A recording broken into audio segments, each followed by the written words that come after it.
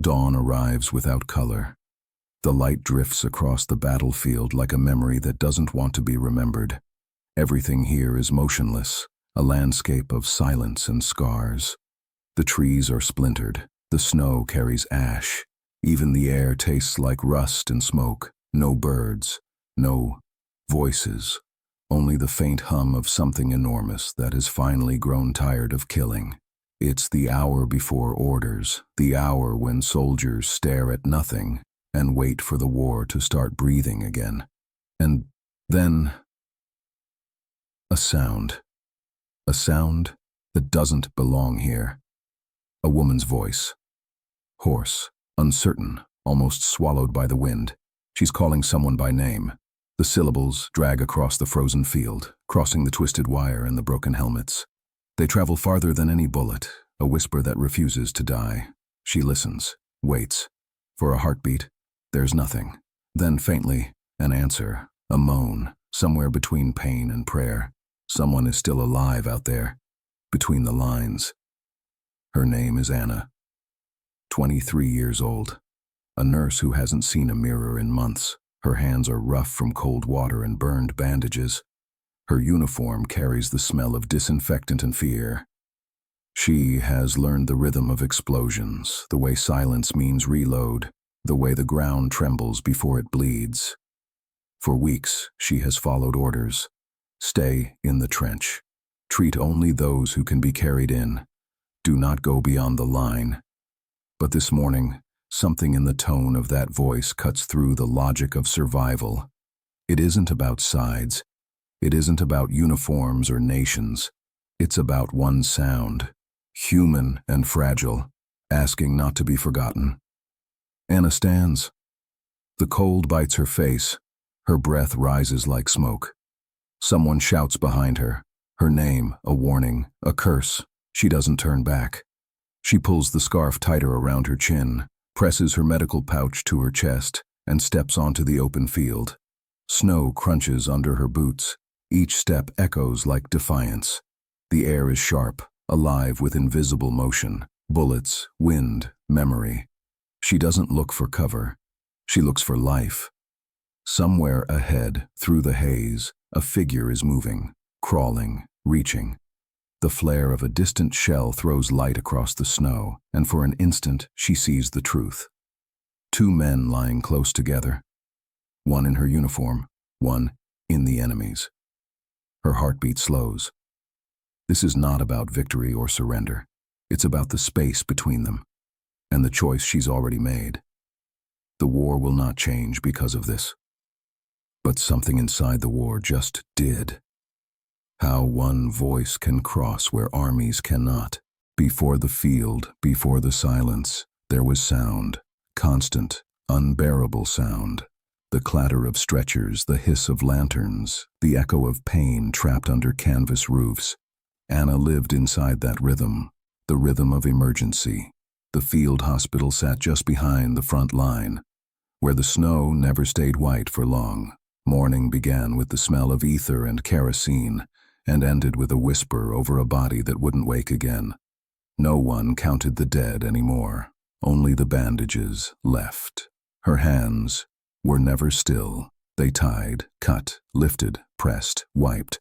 The motions became muscle memory, the choreography of survival. She could find a pulse in darkness, thread a needle through trembling light, and hold a stranger's life between two fingers. There were no mirrors here, only reflections in metal trays. She hadn't seen her own face in months, only the faces of men turning pale, faces that learned to look for mercy and found it in her eyes. At night, she wrote short notes to her mother. Still working. Snow heavy. We have enough gauze. She never mentioned the dreams, the ones where the floor shook and the walls breathed, the ones where the wounded called her name, even when she was awake. When new recruits arrived, she taught them quickly. Never promise, never look away, and never ask who the man was before the wound. War erased names faster than she could write them down. But she remembered the hands, Hands of farmers, teachers, clerks, each one different, each one ending the same way, open and still. Sometimes she caught herself counting heartbeats just to remind herself that she still had one. In those moments, she would pause, press her palms together, and whisper, "I can't save them all, but I can save one." That thought carried her through the endless nights, through the noise and the smoke, through the belief that obedience was the same as honor, until the morning when she heard the voice, until the moment she understood that sometimes saving one means stepping beyond every line drawn by men who never bled here.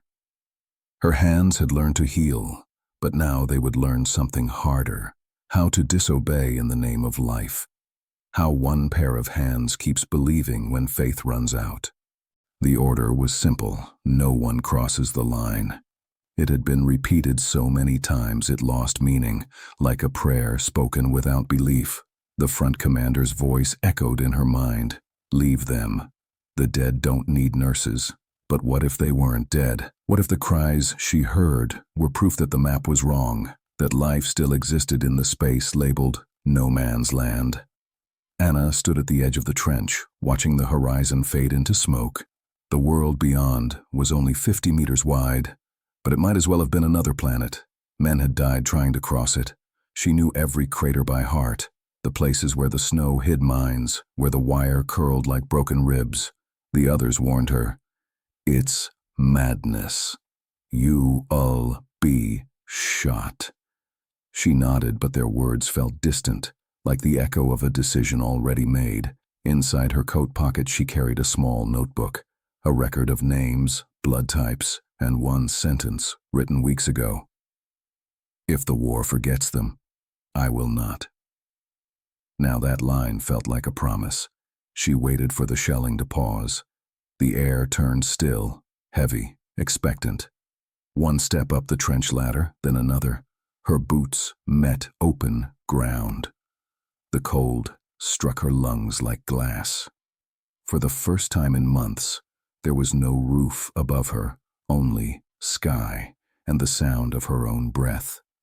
Each movement was slow, deliberate, as if she were walking through someone else's dream. Behind her, the soldiers whispered, "She's gone." But she wasn't gone, not yet. She was suspended between duty and defiance, between two ideas of what it means to be human. Ahead, the moan came again. She could almost hear the words now, half in German, half in pain. Her fingers tightened around the medical kit. Her pulse kept time with the artillery.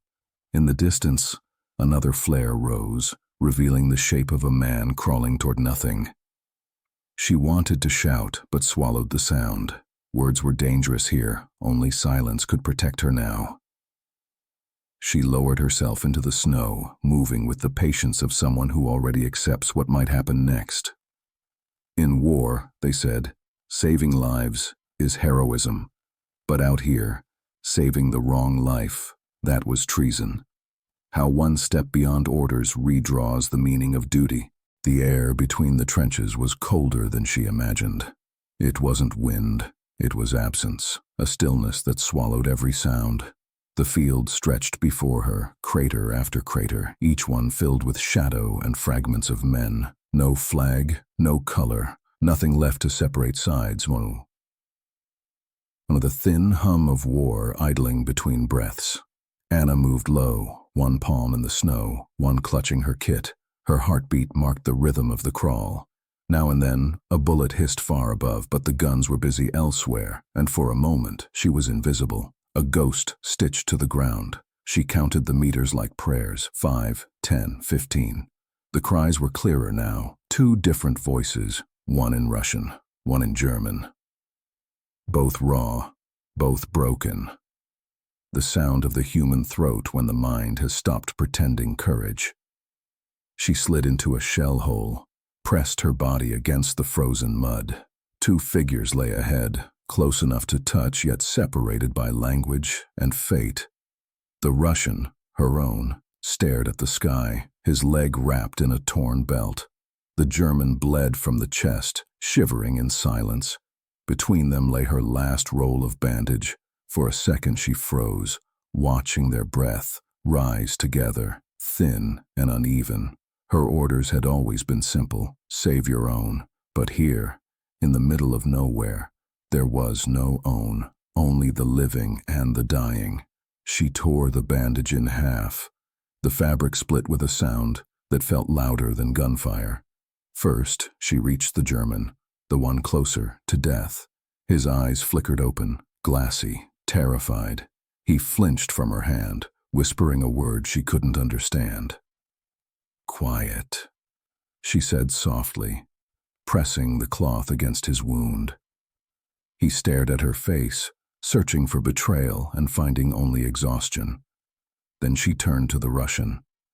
He tried to speak, to ask why she'd touched the enemy first. She didn't answer. Her hands kept working, automatic, shaking from cold. For a moment, all three were still. Enemy, ally, witness. The battlefield paused around them, the way snow stops midair before touching the ground. Somewhere behind, the guns began again.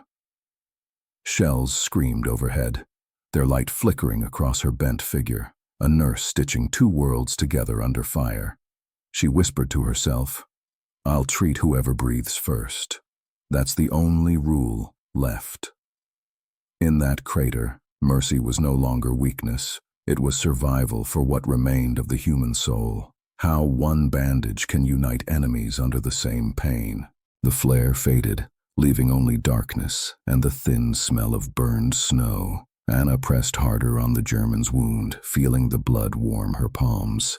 He coughed, each breath sharp and wet. Through the noise, she heard a word: mutter. Mother. It was the same in every language. She reached for her morphine ampule, snapped it open between her teeth, and injected half the dose, just enough to quiet the trembling. The Russian groaned beside her, trying to sit up. "Who is he?" he rasped. "Alive," she answered. "That's enough." The German's eyes followed her hands. He was young, maybe 19, his helmet cracked, his face gray under the grime. For a heartbeat, he looked less like an enemy and more like a boy she once treated in training. The same frightened stare, the same disbelief that pain could be this vast. She wiped his mouth with a torn glove, felt him shudder as the air thickened with new explosions. Every blast threw soil over them, tiny avalanches of earth that made the crater smaller. Anna crouched lower, shielding both bodies with her own. A fragment grazed her shoulder, sudden heat, then numbness. She pressed the wound with her sleeve, refusing to look at the spreading stain. Pain was a luxury. She didn't have time for it. The Russian reached toward her, his fingers brushing her coat as if to keep her from fading. She caught his hand, held it down. "Don't move. Save your strength." For a moment, the three of them breathed in unison, one rhythm, uneven but shared. It was the strangest peace she had ever known. The German tried to speak again, his voice cracked, forming a question. "Warum?" "Why?" She met his gaze. "Because," she thought, "there has to be someone left who remembers what mercy feels like." But she only said, "Because you're still here." He nodded faintly, tears mixing with dirt. The war around them seemed distant, a storm already moving somewhere else. In the narrow space of that crater, she saw the smallest rebellion possible, to choose compassion over command. Her hands were slick with blood and snow. She closed the German's eyes for a moment, not in prayer, but to wrest them from the light of the next flare. Then she whispered to herself, "If they see me now, they won't understand." Maybe they never would. But for these few minutes, under this helmet, she had redrawn the map of war. How one look replaces ideology with empathy. Night closed in again, a heavier darkness that smelled of oil and iron. Every few seconds the ground trembled, the sky above flickered with the slow pulse of artillery. Light without warmth, sound without direction. Anna stayed low between the bodies, her fingers stiff and wet. Each heartbeat came louder than the guns. She checked the Russian first. His breath came in shallow bursts. She adjusted his torn bandage, whispered a lie that sounded like comfort. Then the German began to convulse. She pressed both palms against his chest, counting, timing, praying without words. His pulse fluttered beneath her thumbs, then steadied. It felt like defiance. Her shoulder throbbed where the fragment had cut her, but she refused to look. Pain, acknowledged, was pain multiplied.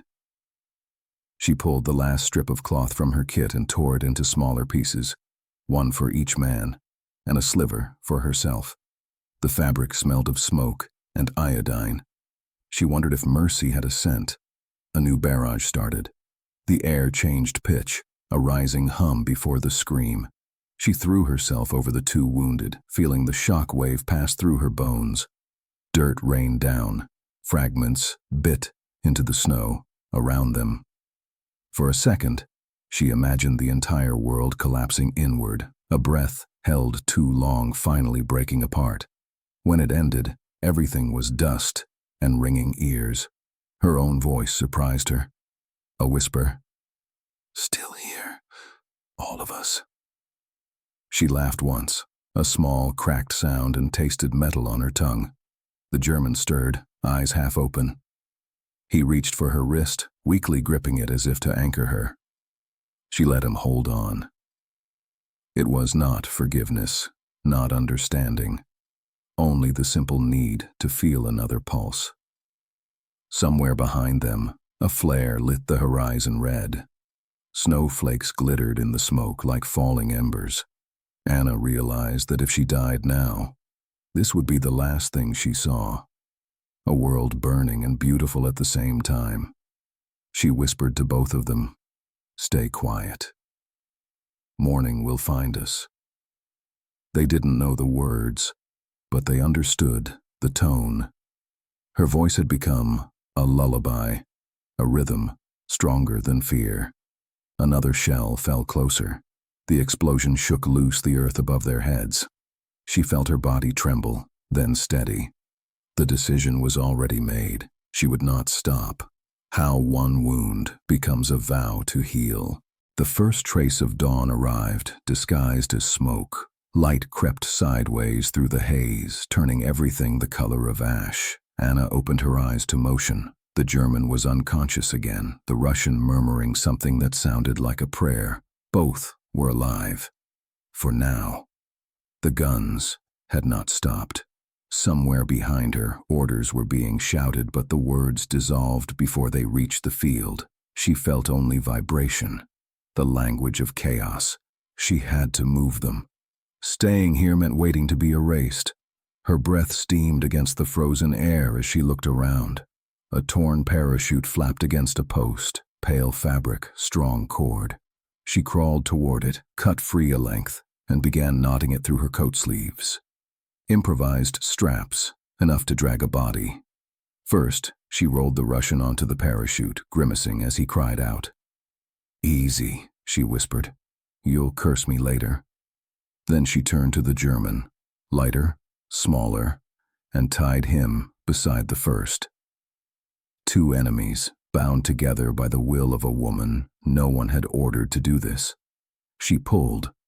The weight resisted, then shifted. Snow yielded beneath her boots, crunching like brittle glass. Each step forward was a battle of its own. The flare light painted her shadow across the smoke, a strange, luminous figure dragging the war itself behind her. The shells kept falling, slower now, like thunder rolling away into another valley. She could hear her own breath counting seconds. 1, 2, 3. Pause. Move. The rhythm of survival. Halfway back, she stumbled. The cords cut into her hands, blood freezing instantly along her knuckles.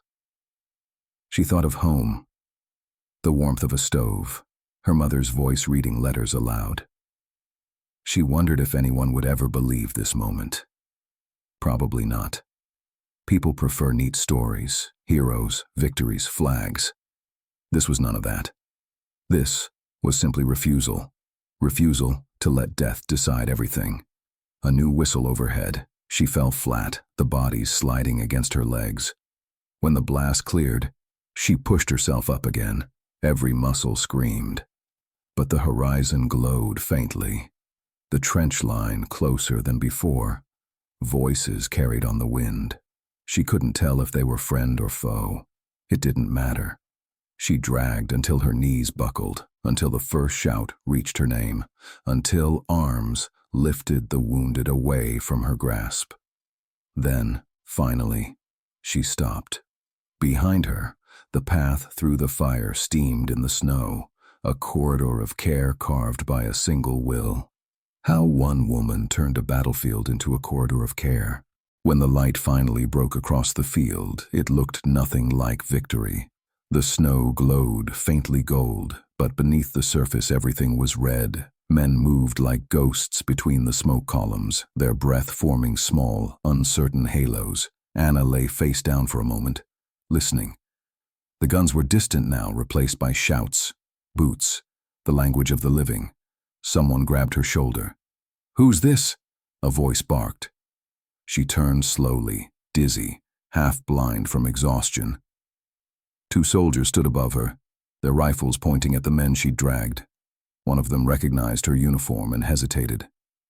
"The nurse," he said quietly. "She came from our side." They looked at the German, then back at her. "You brought him too?" She nodded, unable to speak. Orders crackled over a field radio. Medics rushed forward, lifting stretchers. The Russian was carried away first, his hand slipping from hers like a piece of paper torn in wind. Then they came for the German. He tried to lift his head, murmured something she couldn't hear, and was gone into the blur of movement. Anna staggered after them, but the sergeant blocked her path. "Stop. You've done enough." His tone wasn't cruel, just frightened. They didn't have a word for what she'd done. She looked around, the trench, the snow, the sky, all colorless. Her world had shrunk to breath and heartbeat. Someone draped a blanket over her shoulders, but she didn't feel the weight. She only watched as the two stretchers disappeared into opposite directions of the same war. The wind picked up. It blew through the flags above the camp, turning them into tattered ghosts. None of them mattered here, not today. The only banner that had flown between the lines was a strip of torn parachute, now soaked in blood. She thought of that, of how she had pulled them through the fire, two enemies tied together, and realized she didn't even know their names. That somehow felt right. Names belonged to politics. Breath belonged to everyone. As she closed her eyes, a medic whispered, "You're lucky." She wanted to answer, "No." "I'm human," but the words never left her lips. Snow began to fall again, quiet, erasing, impartial. By nightfall, even her footprints would vanish, leaving only a faint corridor melted into memory. How one act of mercy survives the return to war. The report was written 3 days later. Typed on thin paper, the kind that tears under fingertips, it listed times, coordinates, casualties, a paragraph about unusual field activity. No emotion, no story, just numbers trying to contain what couldn't be contained. Anna sat on a bench outside the command tent, her shoulder bandaged, her uniform stiff with dried blood. She'd been told to wait for questioning. The snow had melted into mud, and the smell of thawing earth mixed with smoke from the stoves. Around her, soldiers moved with the slow rhythm of exhaustion. When the officer finally called her in, she rose, steady but pale. The tent was dim, lit by one bulb swinging from the ceiling. At the table sat a man with wire spectacles and clean hands, hands that had never touched a wound. He read from the paper without looking up. Comrade Nurse Anna S. You violated direct orders by crossing into enemy territory without authorization. He paused, waiting for a reaction. Anna said nothing. You rendered aid to an enemy combatant, he continued.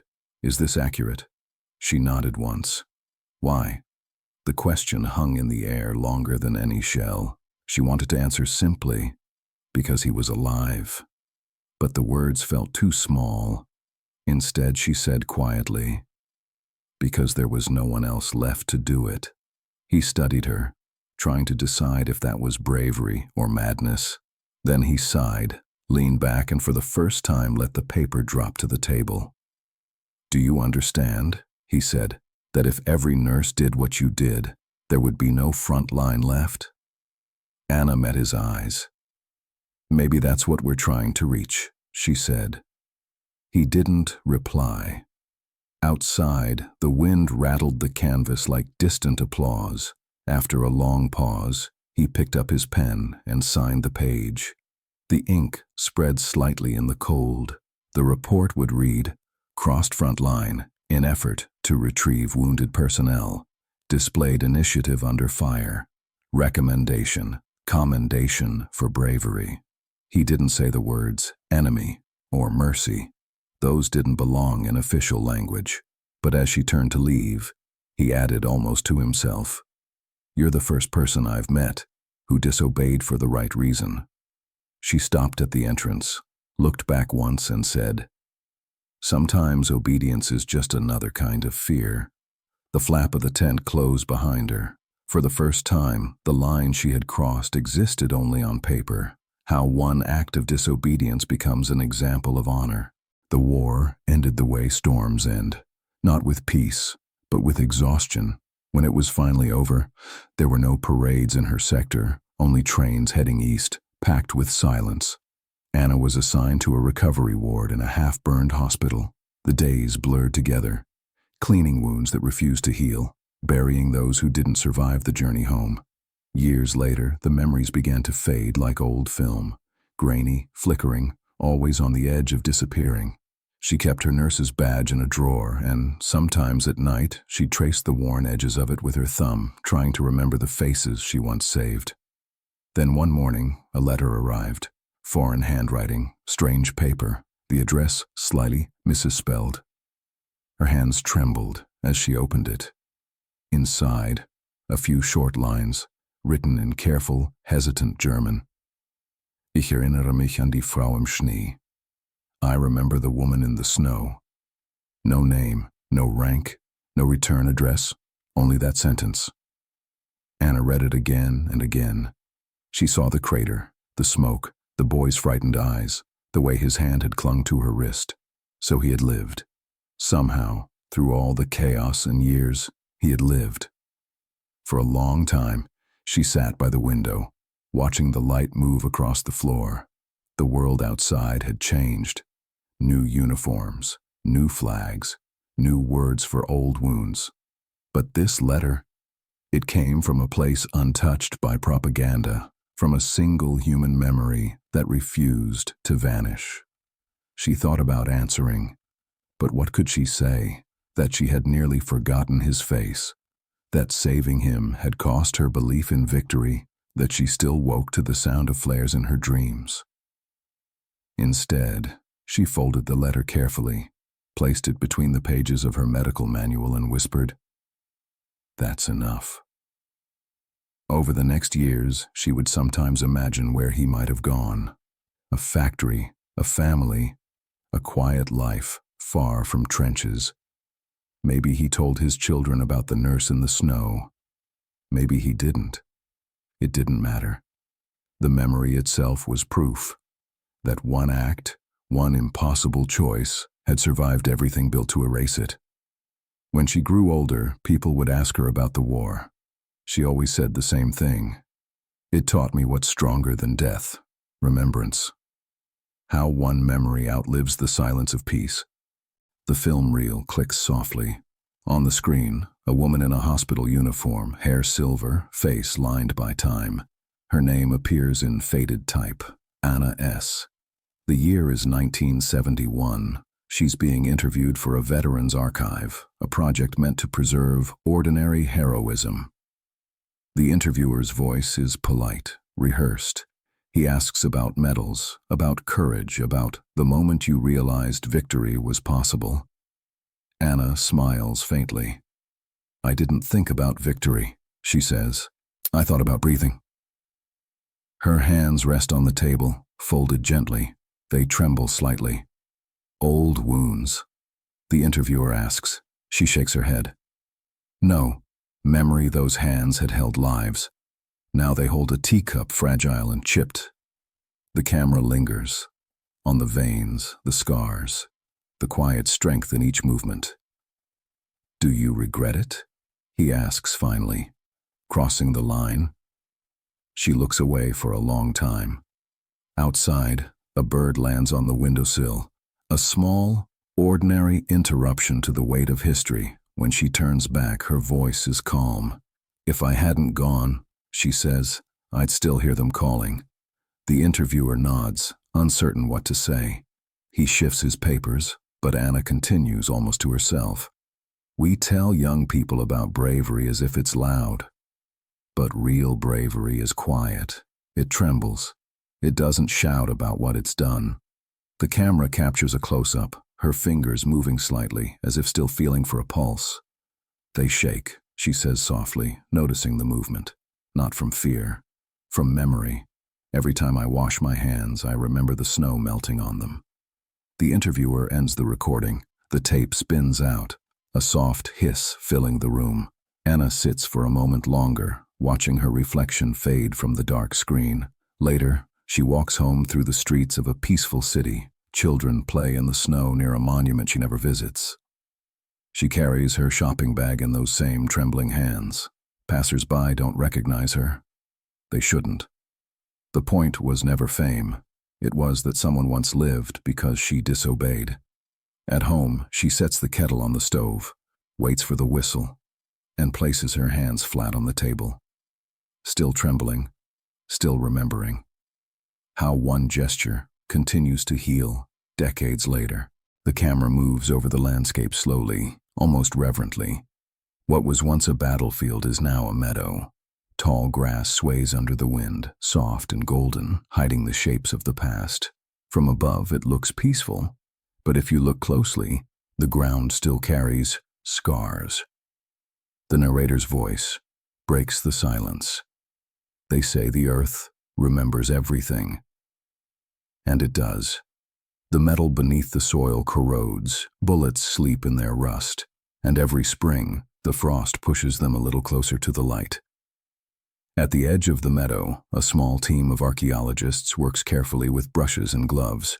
They're not searching for treasure, only fragments, buttons, wire, a broken buckle from a medic's satchel. The young woman cataloging the finds wipes her hands on her jeans and reads the inscription on a rusted spoon. A.S. She doesn't know who that was. She just notes it down, writes nurse. Unknown. The camera lingers on her face, a quiet curiosity, and cuts to a close-up of the spoon resting on a field notebook. Its surface catches the afternoon light, a faint, accidental halo. The voice continues. Time has covered the trenches with grass, but beneath the roots, the shape of compassion still lies buried. The wind grows louder. A line of birch trees marks what used to be the front. No flags, no fences, just the faint dips and rises where the earth once opened in fury. A butterfly crosses the frame. Children's laughter drifts from somewhere unseen. The camera tilts down again, a shallow indentation, almost erased by time. Inside it, something pale glints. A fragment of cloth. The archaeologist kneels, carefully lifts it between her fingers. A strip of white, faintly stained brown, fabric from a bandage. She exhales, almost a whisper. Still here. Cut to a slow pan across the field. The sound design fades. Only wind, only grass. As if the planet itself is breathing forgiveness. The narrator's voice returns, low and even. She crossed this ground once, when it was smoke and fire. Now it's green again. But every blade of grass grows from the memory of someone who refused to stop caring. In the distance, the horizon blurs into evening. The color shifts from gold to blue. The frame holds for several seconds, long enough to feel the weight of absence and piece together how one forgotten path remembers humanity. The film returns to silence, the same field, the same light, but now empty, endless, calm. The narrator's voice comes slowly, almost hesitant, as if words themselves are intruding on something sacred. There are lines we draw to survive, between orders and compassion, between what's allowed and what's right. And sometimes someone crosses them so the rest of us remember where humanity begins. A slow dissolve to archival footage. Snow falling over trenches, hands passing a stretcher from one shadow to another. Then, the photo of a young nurse, face blurred, eyes steady. The image flickers, then fades into a present-day shot. The same field. Decades later. Children run through the grass, their laughter echoing across what was once no man's land. They don't know the story beneath their feet, and maybe that's what peace really is, the privilege of forgetting. The narrator pauses. Her name doesn't appear in the official histories. No medal, no monument. Just a single note in a faded report. Displayed initiative under fire. The sound of a heartbeat fades in, slow, rhythmic, steady. Cut to an interior, a museum display, a glass case with a single item, a rusted medical kit, the initials AS barely visible. Visitors pass by, some stop for a moment, others don't notice at all. The camera stays, light shifts across the glass. In reflection, the faint outline of the field appears again, as if both times coexist in the same breath. The narrator continues. War ends in treaties, but the real peace begins when someone chooses mercy. The score rises, low strings, then piano, echoing like distant memory. Slow, motion shots, hands touching grass, snow melting on skin, a flare dissolving into morning light. And then, the final voiceover. Measured, human, quiet. She didn't win a battle. She didn't change a strategy. She changed something smaller and far greater, the meaning of duty itself. A long pause. The wind returns, carrying a single soft whisper. You can't tell whose voice it is. Perhaps hers, perhaps the narrator's, perhaps the conscience of the story itself. War draws lines. How one person chooses where to stop drawing defines who we are. The final frame holds on the empty horizon. No credits yet, only the stillness, letting the question echo until the screen fades to black. How one choice defines what side of humanity we stand on.